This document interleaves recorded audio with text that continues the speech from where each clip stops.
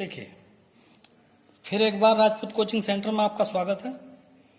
देखिए, मई में 16 मई को ये जो आपकी क्लास फिजिक्स की लास्ट क्लास चली थी 16 मई को, अब ये क्लास डेली चलेगी 20 जुलाई से।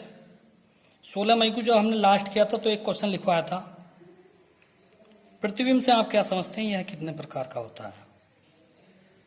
तो देखिए, प्रतिबिंब के बारे में हमने आपको पढ़ाया था कि जब कोई वस्तु किसी दर्पण के सामने रखते हैं तो दर्पण में उस वस्तु का छायाचित्र चमकता है, इसी को प्रतिबिंब कहते हैं। प्रतिबिंब दो प्रकार के होते हैं,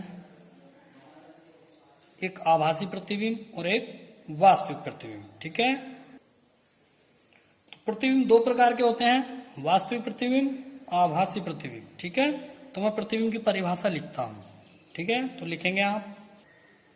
तो देखिए, जब हम दर्पण के सामने कोई वस्तु रखते हैं तो दर्पण में उस वस्तु का छायाचित्र बन जाता है, इसे ही उस वस्तु का प्रतिबिंब कहते हैं। ठीक है, तो प्रतिबिंब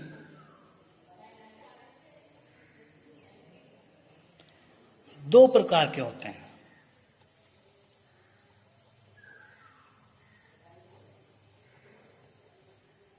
दो प्रकार के होते हैं। नंबर एक, वास्तविक प्रतिबिंब। तो वास्तविक प्रतिबिंब क्या है? जब प्रकाश,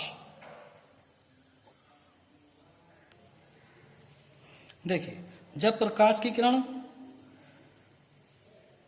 वस्तु के एक बिंदु से चलकर दूसरे बिंदु पर जाकर वास्तव में मिलती है तो इस दूसरे बिंदु को पहले बिंदु का वास्तविक प्रतिबिंब कहते हैं। इसे पर्दे पर लिया जा सकता है। ठीक है, तो दूसरा हेडिंग है इसका आभासी प्रतिबिंब।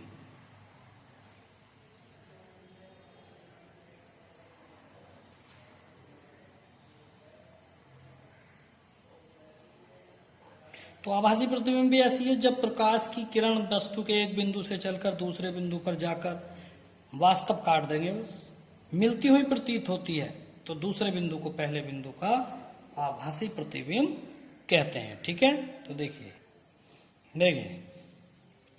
जब प्रकाश की किरण वस्तु के एक बिंदु से चलकर दूसरे बिंदु पर जाकर मिलती हुई प्रतीत होती है, ठीक है, तो इस दूसरे बिंदु को पहले बिंदु का आभासी प्रतिबिंब कहते हैं। इसे पर्दे पर नहीं लिया जा सकता। देखिए, अगला क्वेश्चन है आपका, वस्तु की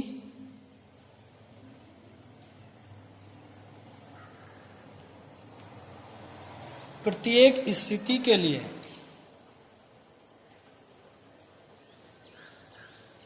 वस्तु की प्रत्येक स्थिति के लिए प्रतिबिंब की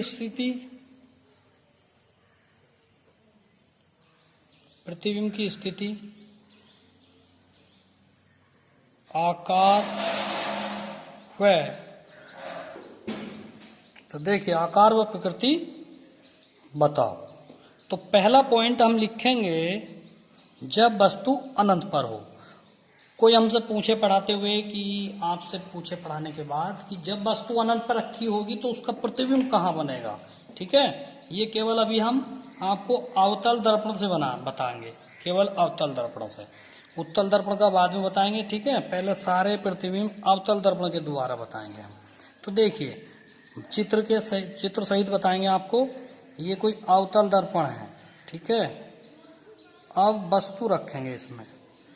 आपने कोई वस्तु ये अनंत पर रख दी, ठीक है, अनंत पर इस प्रकार से रख दी, तो आप क्या करेंगे, सबसे पहले आप सी लिखेंगे, फिर इसके बीचों बीच में ये एफ आना चाहिए। आप भी बनाना चाहोगे तो प्रतिबिंब अपने आप ही उसी जगह पाएंगे जहां पे होते हैं।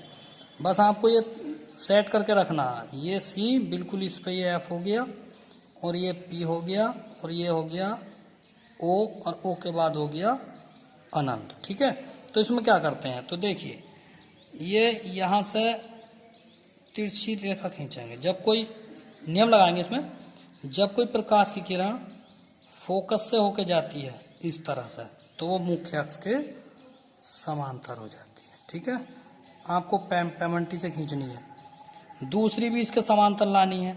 और जब कोई प्रकाश की किरण सी से होकर जाती है तो वो अपने ही मार्ग पर वापस हो जाती है।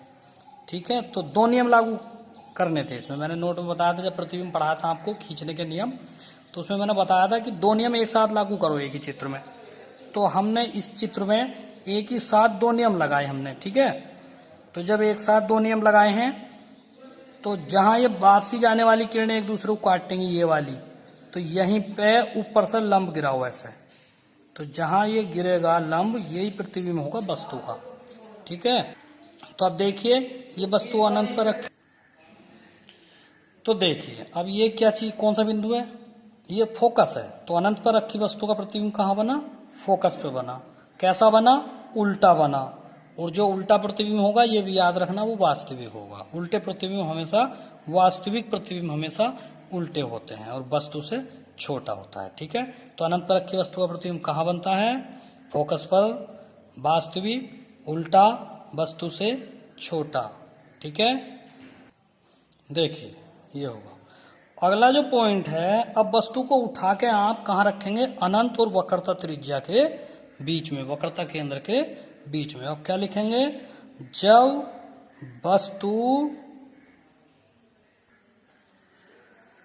वस्तु अनंत तथा वक्रता केंद्र के बीच हो। तो देखिए अब हम क्या करेंगे, हम दर्पण बनाएंगे। देखिए मैं तो खाली ऐसे ही बना रहा हूं, आप पटरी पेन से बनाएंगे। ठीक है, ये रख दी हमने वस्तु, और कहाँ रखेंगे, ये अनंत हो गया, और ये हो गया वक्रता केंद्र, और ये हो गया एफ। ठीक है, यहां रख दी वस्तु ये वाली। तो क्या करेंगे, तो बहुत आसान है।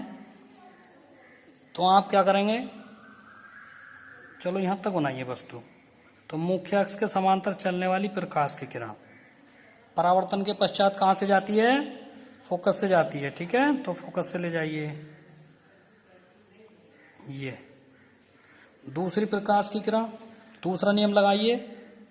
वो चाहे तो आप एफ से भेज दीजिए या सी से भेज दीजिए, कोई फर्क नहीं पड़ता। दूसरी प्रकाश की किरण वक्रता केंद्र से होकर जाती है तो वो अपने मार्ग पर वापस लौट जाती है बस।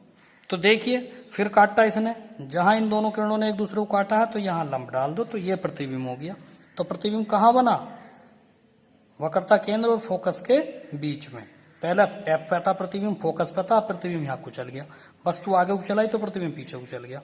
तो अभी भी ये उल्टा है, जब उल्टा है तो ये वास्तविक बन गया, और जब ये वास्तविक है तो वस्तु से छोटा हो गया। समझ गए, तो ऐसे लिखेंगे। तो प्रतिबिंब, तो देखिए प्रतिबिंब वक्रता केंद्र तथा फोकस के बीच में वास्तविक, उल्टा तथा वस्तु से छोटा बनेगा। ठीक है, आज के लिए इतना ही है, और कल इसी समय पढ़ाएंगे आपको। कॉपी कंप्लीट रखना। Thank you.